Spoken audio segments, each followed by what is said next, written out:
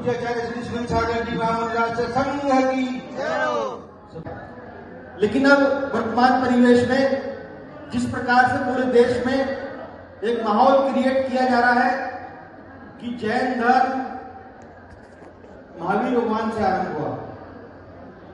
बंधुओं, आपको विदित होगा 2014 से पहले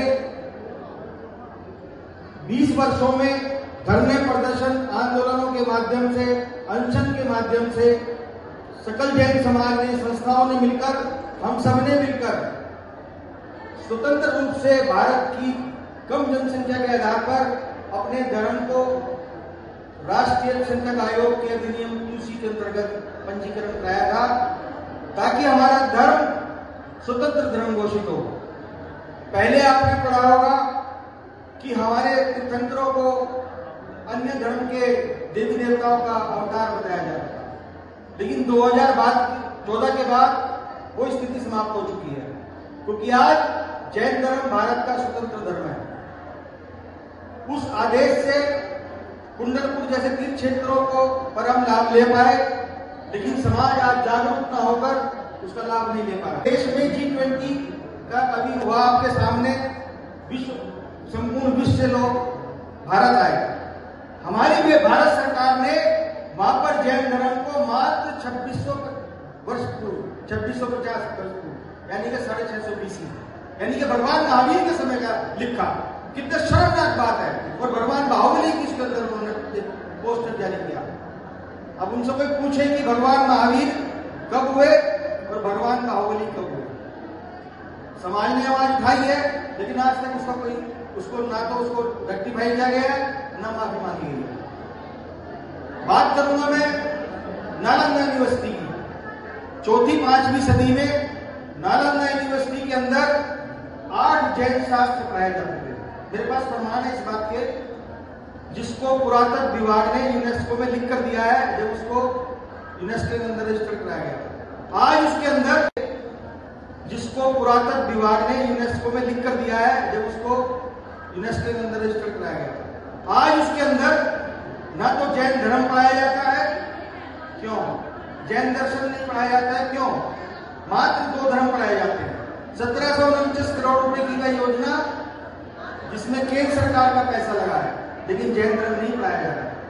बंधुओं, मैं यही निवेदन करूंगा, आज जब भी, जहां भी, जिस भी तरीके से आपको ऐसा लगे किसी प्रकाशन में या किसी राज्य सरकार द्वारा या किसी केंद्र सरकार द्वारा कोई भी ऐसी गतिविधि की जा रही है जिसके अंदर जैन धर्म की प्राचीनता, स्वतंत्र पहचान, व्यक्तित्व पर जरा सा भी अगर कोई प्रहार करने की कोशिश करता है, आप अगर कुछ भी ना कर सके तो कम से कम उसको किसी अपनी संस्था या विश्व जैन संगठन के व्हाट्सएप नंबर 8800001532 पर फॉरवर्ड करें।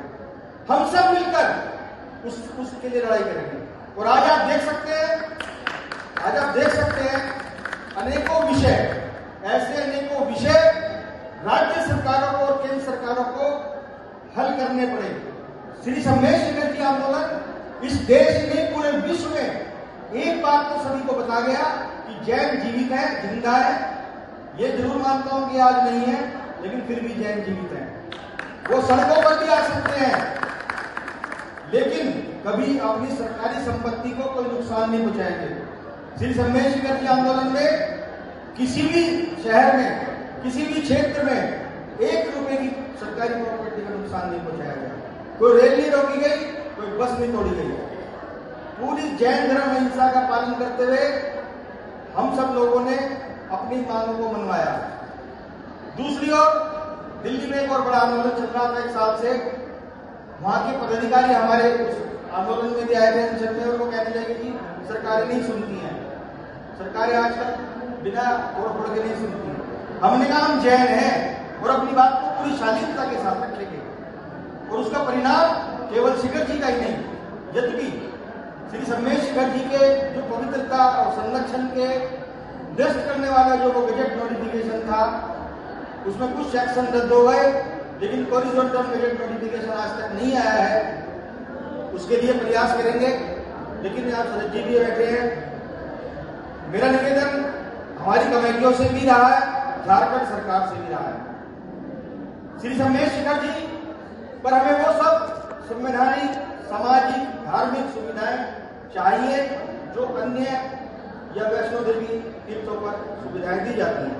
वहां पर कोई पुलिस चेक पोस्ट नहीं है, वहां कोई वन विभाग की चेक पोस्ट नहीं है, वहां कोई पंजीकरण नहीं होता है, वहां कोई स्कैनर नहीं है, वहां पेड़ों की अवैध रूप से कटाई की जा रही है, सब प्रमाण उपलब्ध है।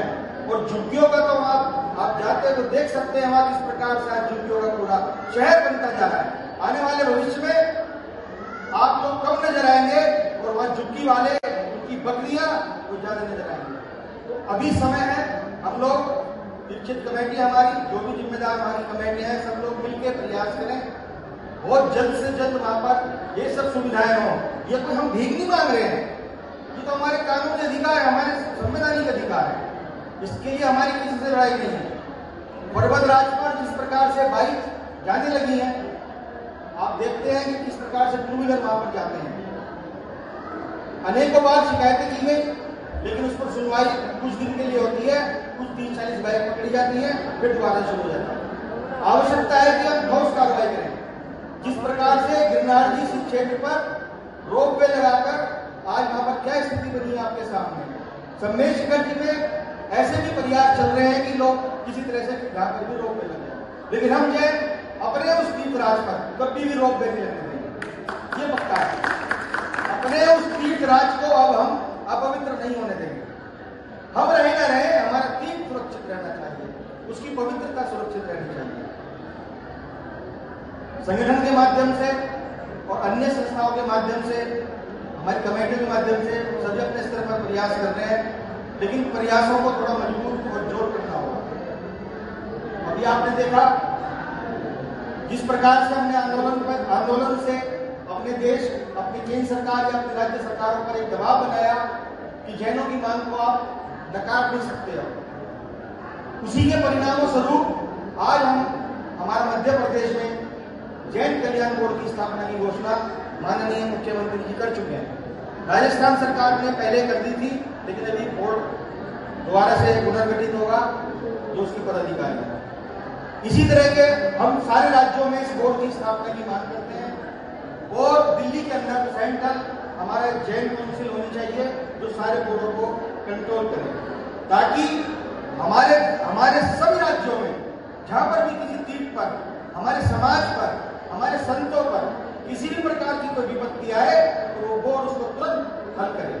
और जिन राज्यों के अल्पसंख्यक आयोगों में हमारे जैन सदस्य नहीं है, हम उसकी मांग करते हैं कि उसके अंदर सदस्यों को लिया जाए।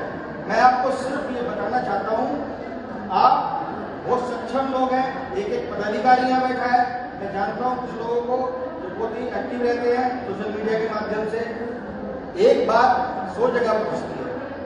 अब मैं अंतिम बात करूंगा श्री गिरनार जी क्षेत्र की। अभी शरद जी ने कई सारी तीर्थों के नाम गिनाए, एक नाम मैं जरूर आपको याद दिलाना चाहूंगा, वो है 2200 वर्ष प्राचीन उड़ीसा में खारवेल की गुफाएं।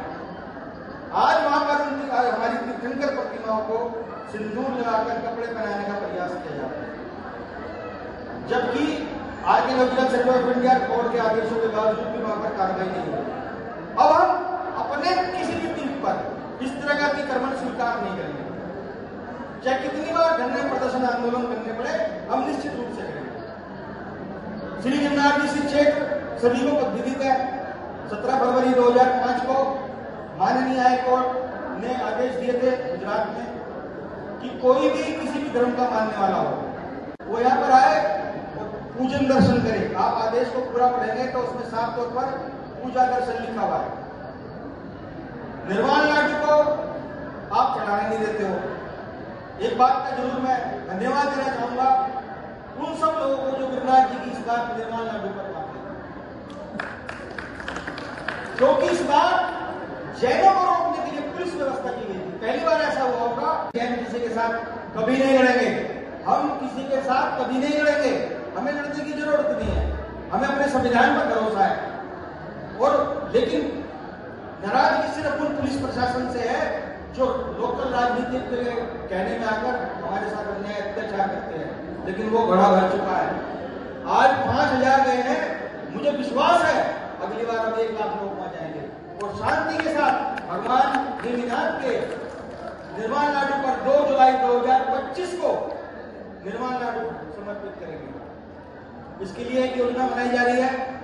हो सकता है किसी बड़ी पदयात्रा का भी आयोजन हो, लेकिन पूरी शालीनता के साथ, किसी का विरोध नहीं, हमारा किसी से कोई लड़ाई नहीं है। हमारी मांग पुलिस प्रशासन से रहेगी जैसी रहती आई है, उसमें सभी का सहयोग चाहिए। ये किसी व्यक्ति विशेष, संजय जैन या संगठन, इस संस्था विशेष का कार्य नहीं है, ये सकल जैन समाज का कार्य है। कुछ दिन पहले तक हमारी मानसिकता बदल दी गई थी कि तीर्थ जा चुका है। अरे तीर्थ कहीं नहीं गया, तीर्थ नैमिषारण्य कल भी थे, आज भी है और कल भी रहेंगे। 1964 की वीडियो देखिए जो फिल्म्स डिवीजन ने जारी की है गुजरात के उस पर्वतराज की, उसमें साफ तौर पर हमारे चरण है, वहां पर कोई नहीं बैठा है, ना कोई किसी अन्य धर्म की प्रतिमा है, मूर्ति है, ओपन चैम्बर है, पवेलियन है, झंडा लटका है। तो ऐसा क्या हो गया जो 2004 से लेकर आज तक हमारे साथ अन्याय किया जा रहा है?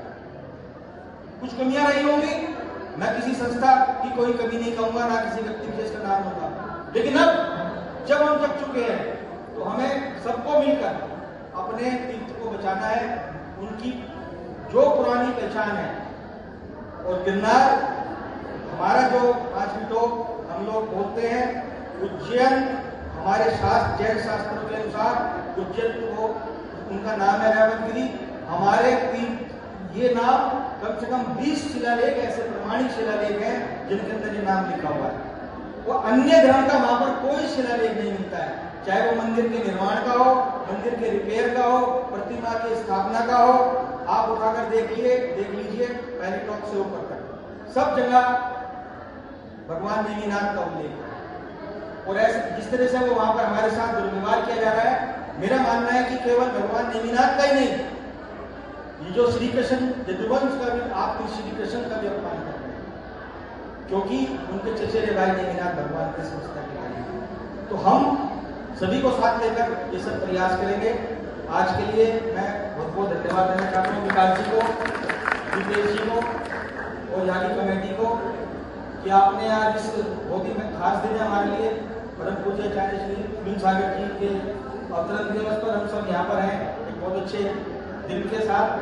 क्योंकि आचार्य श्री ने किस प्रकार से पूरे समाज को ऊर्जा दी, दिल्ली के ऋषभ विहार के ऐतिहासिक चातुर्मास के अंदर पूरे देश को जोड़ा, हम सबको जोड़ा और एक प्रेरणा दी, और एक ऐसी प्रेरणा दी जो अन्य संतों को भी प्रेरित कर गई। चाहे वो शिखरजी आंदोलन में जयपुर के अंदर 2 साधुओं की समाधि बनाना हो, चाहे वो गिरनार जी के लिए, चाहे वो निर्मम हत्या की गई थी साधु की, तब उन्होंने हमें प्रेरणा दी थी। हम आज उनके दर्शन करेंगे, मार्गदर्शन लेंगे, आशीर्वाद लेंगे और आगे जो भी उनके निर्देश होंगे उन सबका पालन करेंगे। मेरी किसी बात से अगर किसी को दुख पहुंचाओ तो मैं क्षमा प्रार्थी हूँ। जय हिंद।